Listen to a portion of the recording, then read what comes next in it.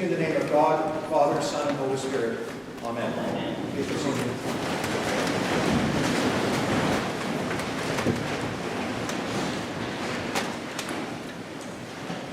It's the Feast of the Holy Spirit, and so I'm going to share a few thoughts on the Holy Spirit this morning.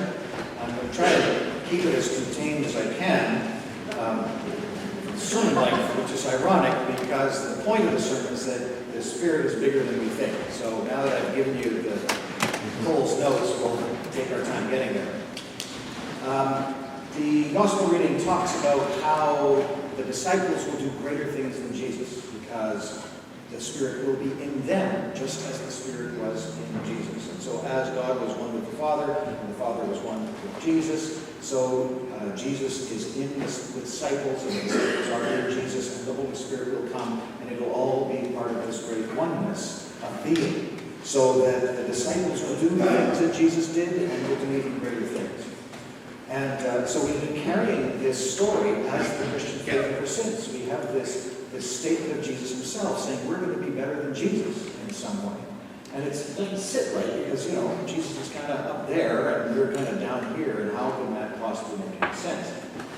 But of course, the point is it's not us that's doing it. It's the Holy Spirit working through us. And so when we talk about the Holy Spirit, we're talking about how God is manifested through humanity, through human activity.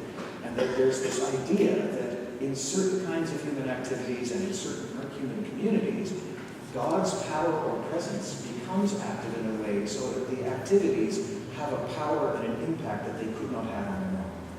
So even in today's readings, we have the great link between the Tower of Babel and the coming of the Holy Spirit at Pentecost. At Babel, humans in their pride were building a tower up to heaven, which is symbolic of just being like God, of achieving everything, of being unlimited in power and authority. And of course, it was doomed. It didn't work. Humanity broke apart into various languages. That's not the way to get to heaven, was the message of that story. And yet here, in the second chapter of Acts, you have the story of the disciples speaking and everybody hearing what they're saying. It's the undoing of the separation of the languages of the Tower of Babel story.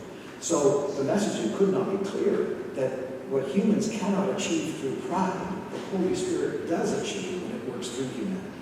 And the link, of course, is the crucifixion, where the Holy Spirit comes because of the crucifixion and the resurrection, which is symbolic of the way of self-emptying, where it's not about us. It's about something bigger than us. It's about what God is doing through us. And when we empty ourselves and we allow God to act through us, then there's no limit. The sky is not the limit. The Tower of Babel is not the limit, because it's not us. So this notion of God working through us is the heart and soul of the Christian conversation of the Holy Spirit. And when we see the biblical examples and our conversation, the other main point I want to make today is that we get distracted by the miraculous dimensions of that. And as you know from other sermons, I have nothing against supernaturalism. I have been party to supernatural experiences. It's fine, they're amazing, they're great. I cannot control them. I have no way of telling when they're going to happen. It's always a gift. I'm just busy doing my job, and then all of a sudden, oh, wow, that's cool. Someone just got healed. They wasn't supposed to be healed. Someone just had an experience of the Holy Spirit out of nowhere. Great. But it's always something that God is at work completely independently of what I'm doing in many ways. So I've stopped worrying about, is the Holy Spirit going to be active through me? As a priest, as someone that's dedicated my life to pursuing the goals of the Spirit, there was, particularly as a young priest, well, you got to be the right kind of person. You got to have your heart pure. You got to do the right things, say the right words, be faithful to the Bible, and do all these things so that we can make sure the Holy Spirit is busy through my ministry. And now you hear the main word in that, which is mine, right? Completely egocentric. It's about my ministry. I have to be the right kind of person so that the Holy Spirit will be active in me. And one of my spiritual maturity points was been to let that go and say, great, Holy Spirit, God, do what you do. I'm just going to get on with the business of trying to be as faithful as possible at the end. And if you do stuff, great. So to get my ego out of it and just be busy trying to be faithful was part of my growth. And in doing that, I changed my focus on the Holy Spirit. I became less interested in the supernatural manifestations of the Spirit and more interested in the natural, everyday manifestations of the Spirit. And this is the heart of what I want to share with you this morning, is that the supernatural distracts us from how supernatural everyday life already is. The universe is full of the Spirit, of the glory of God, and we're not paying attention to it. And the goal for me in my relationship with God and the relationship with the Holy Spirit is to try and open my eyes and get my ego out of the way as much as I can so that I can perceive what the Spirit is already doing. And I can either get on board or get out of the way. So the everydayness of the Holy Spirit, it has been much more interesting for me.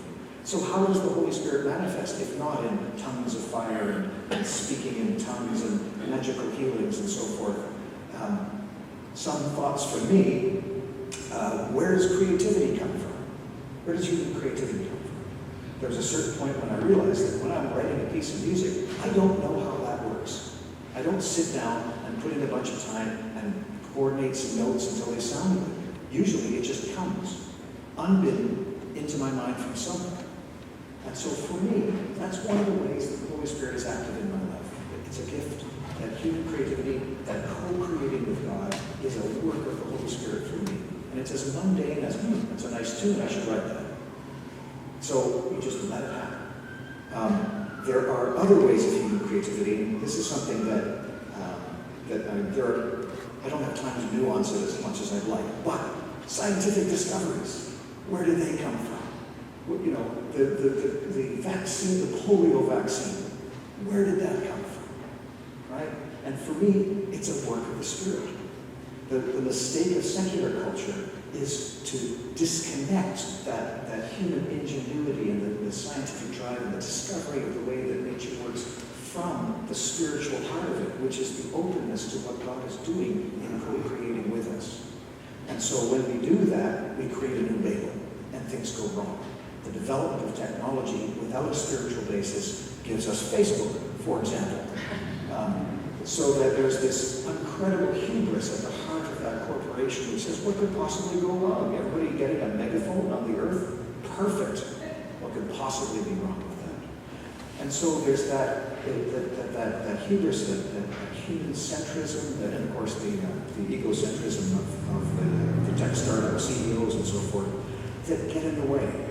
But that doesn't mean that the creativity underlying it is not a gift of the Spirit itself. So there's some nuancing that needs to be done there, and I don't have time to work that through with you right now. I'm just saying the Spirit is bigger than you think.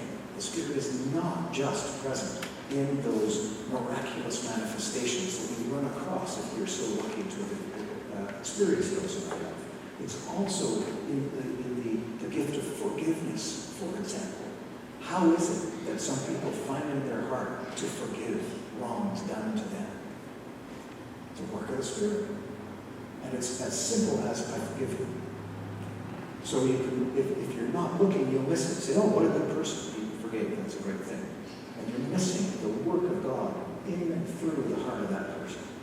So for me, this Pentecost, what I hope is that I can open my eyes to the work of the Spirit where even I'm not paying attention where I should be.